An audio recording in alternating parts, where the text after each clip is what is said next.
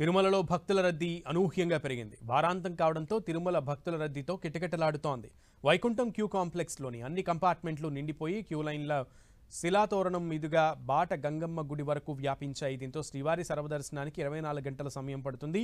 తిరుమలలో భక్తుల రద్దీకి సంబంధించి మరిన్ని వివరాలు మా ప్రతినిధి శ్రీనివాస్ అందిస్తారు.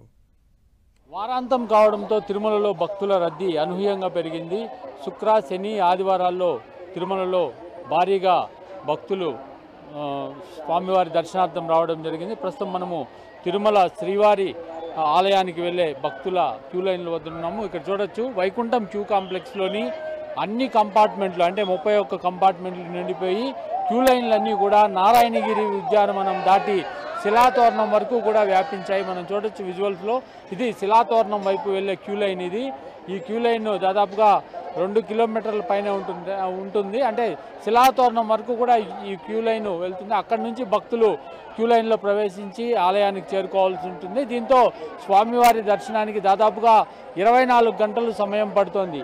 అంటే స్వామివారి దర్శనానికి 24 గంటల సమయం పడుతుండడంతో ఇటు టీటీడీ అధికారులు కూడా అప్రమత్తమయ్యారు. ఎవరైతే సామాన్య భక్తులు వస్తారో వాళ్ళకే ప్రాధాన్యతనిస్తూ వాళ్ళకి స్వామి సర్వదర్శనం కల్పించడానికి చర్యలు తీసుకుంటున్నారు. విఐపి బ్రేక్ దర్శనాలు ఇవన్నీ కూడా క్రమబద్ధీకరించి కేటాయిస్తున్న పరిస్థితి.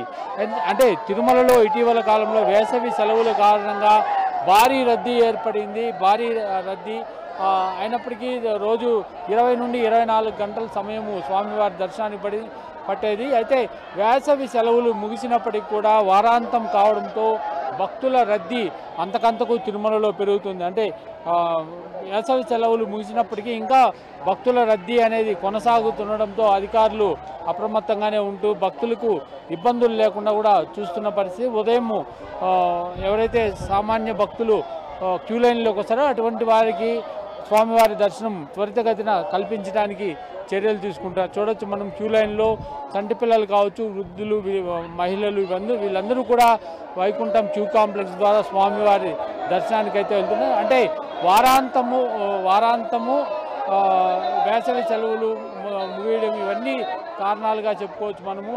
భక్తుల రద్దీ అనేది కూడా ఇప్పటికీ కూడా తిరుమలలో కొనసాగుతోంది.